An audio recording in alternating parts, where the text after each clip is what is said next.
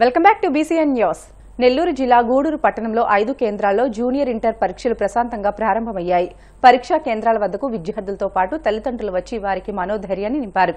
పరీక్షా కేంద్రాల వద్ద 144 సెక్షన్ అమలు చేస్తున్నారు. పట్టణ సీఐ శేఖర్ బాబు పరీక్షా కేంద్రాల వద్ద భద్రతను పరిశీలించారు.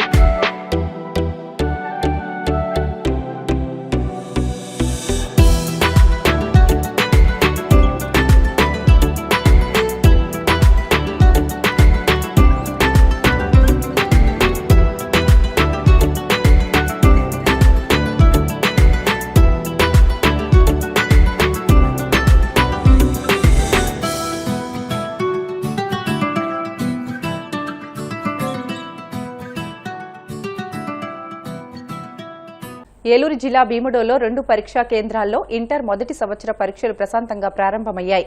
భీముడోలు మాధురి వెంకటేశ్వర కళాశాలలో ఏర్పాటు చేసిన కేంద్రాల్లో విద్యార్థులు పరీక్షలు రాయడానికి హాజరయ్యారు. Bhimadolu CI UJ Wilson, SI SK Madina Basha పరీక్షా కేంద్రాలను తనిఖీ చేసి నిర్వాహకులకు పలు సూచనలు చేశారు. ఈ సందర్భంగా శ్రీ వెంకటేశ్వర కళాశాల ఇన్ఛార్జ్ ప్రిన్సిపల్ భవానీ సింగ్ మాట్లాడుతూ సీసీ కెమెరాల పర్యవేక్షణలో కట్టుదిట్టమైన ఏర్పాట్ల మధ్య ప్రశాంత వాతావరణంలో పరీక్షలు నిర్వహిస్తున్నట్లు పేర్కొన్నారు.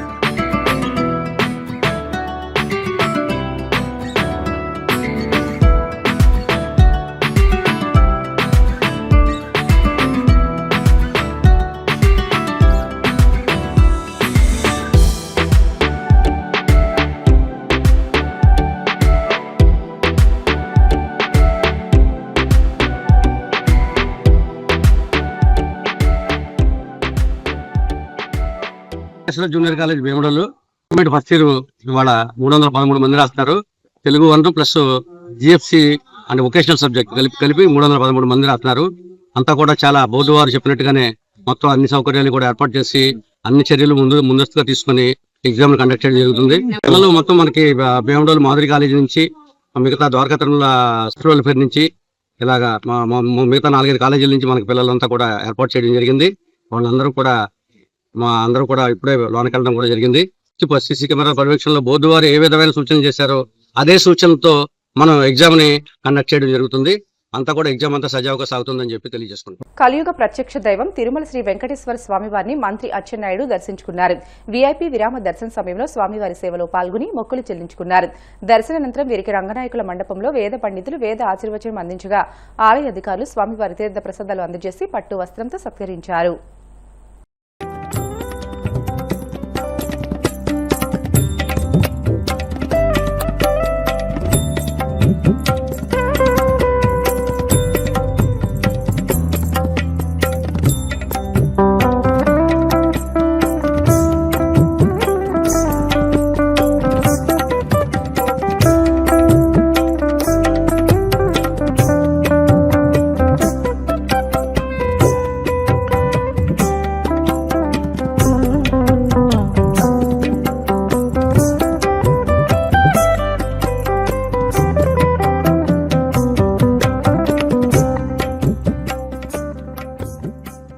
కాంగ్రెస్ పార్టీపై ప్రధాని మోదీ తీవ్రస్థాయిలో విరుచుకుపడ్డారు. ఢిల్లీలో జరిగిన ఇండియా ఏఐ ఇంపాక్ట్ సమ్మిట్ 2026లో యూత్ కాంగ్రెస్ కార్యకర్తలు చొక్కాలు విప్పి నిరసన తెలపడాన్ని ఆయన తీవ్రంగా ఖండించారు.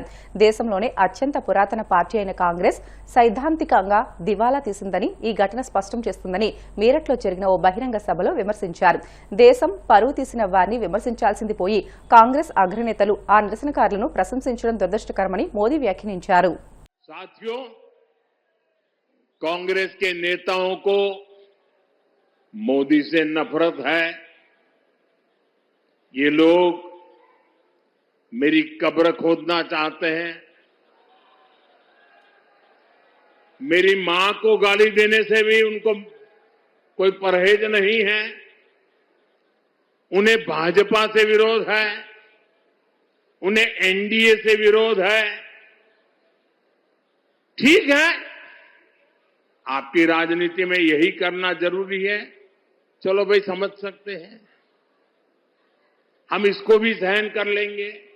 लेकिन कांग्रेस को याद रखना चाहिए था कि एआई ग्लोबल समिट ये बीजेपी का समारोह नहीं था और न ही उस समय बीजेपी का कोई नेता वहां मौजूद था.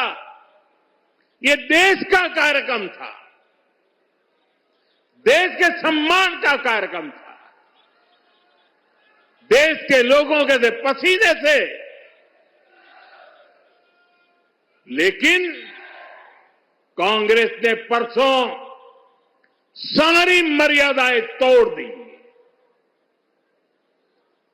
और पूरा देश कांग्रेस की इस रीति नीति पर थू थू हो रही है.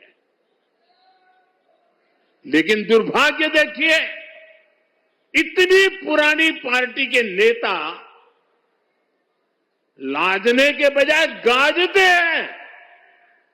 बेशर्मी के साथ देश की बेइज्जती करने वालों का जयकारा कर रहे हैं. और ये मामला कांग्रेस की हरकतों का लगातार चल रहा है.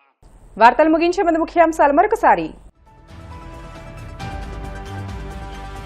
తిరుమల శ్రీవారి లడ్డూ ప్రసాదాన్ని అపవిత్రం చేసి మాజీ ముఖ్యమంత్రి జగన్ ఘోర అపచారం చేశారు. నిప్పులు చెరిగిన మంత్రి వాసంశెట్టి సుభాష్. దళితులపై వైసీపీ దమనకాండకు సుప్రీంకోర్టు తీర్పు చెంపపెట్టు విమర్శలు గుప్పించిన టీడీపీ పొలిట్ బ్యూరో సభ్యుడు ఎమ్మెల్యే నక్క ఆనంద్ బాబు. గ్రామీణ ఆర్థిక వ్యవస్థ మీద ఆధారపడిన రాష్ట్రం ఇప్పుడు వ్యవసాయ సంక్షోభంతో తిరోగమనంలో వెళ్తుంది. వైసీపీ ప్రధాన కార్యదర్శి ఎంవీఎస్ నాగిరెడ్డి ధ్వజం. తిరుమల శ్రీవారిని దర్శించుకున్న మంత్రి అచ్చెన్నాయుడు. ఆలయ మర్యాదలతో స్వాగతం పలికిన అధికారులు. ఇవి ఇప్పుడు వరకున్న బులెటిన్ అప్డేట్స్. మరిన్ని వార్తల కోసం BCN digital YouTube channel, Facebook పేజీని ఫాలో అవ్వండి. అప్డేట్ వార్తల కోసం ప్లీజ్ డూ సబ్స్క్రైబ్.